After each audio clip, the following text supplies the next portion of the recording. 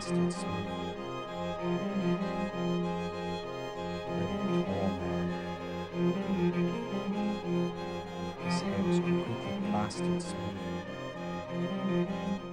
Lorsque je me suis rendu à Luchon, ou Bagnères de Luchon,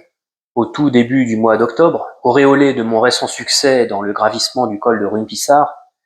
je n'avais pas encore consulté le dossier de Jean-Pierre Melville au service historique de la Défense, et j'ignorais par conséquent qu'il eût dîné dans un restaurant de cette même ville,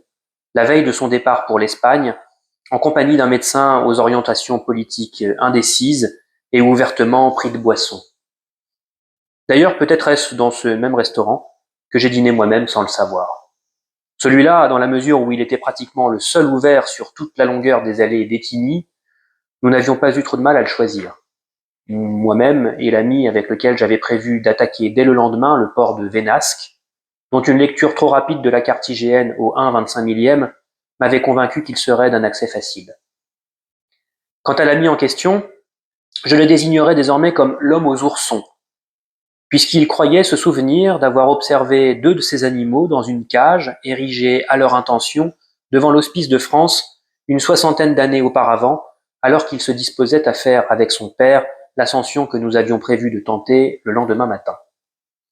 La ville était sombre, ce soir-là,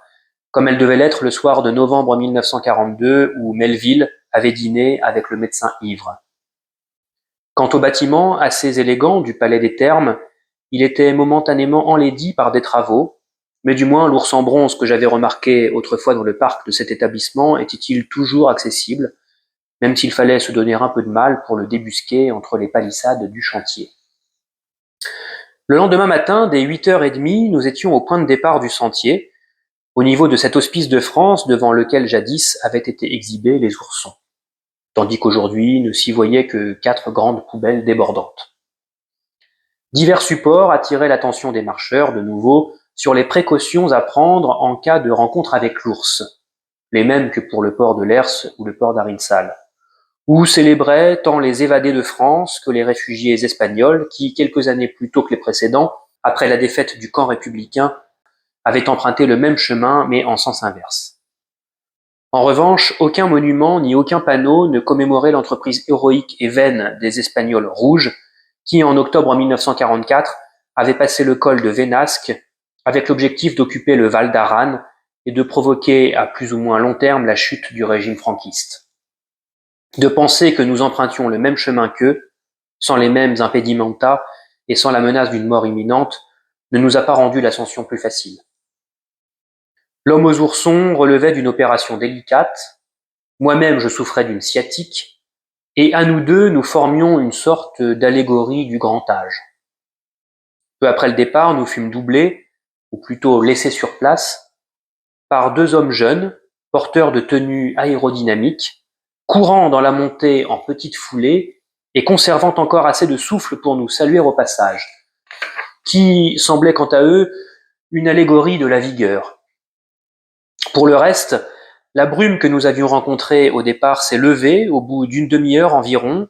révélant avec une cruelle soudaineté, sur toute sa hauteur,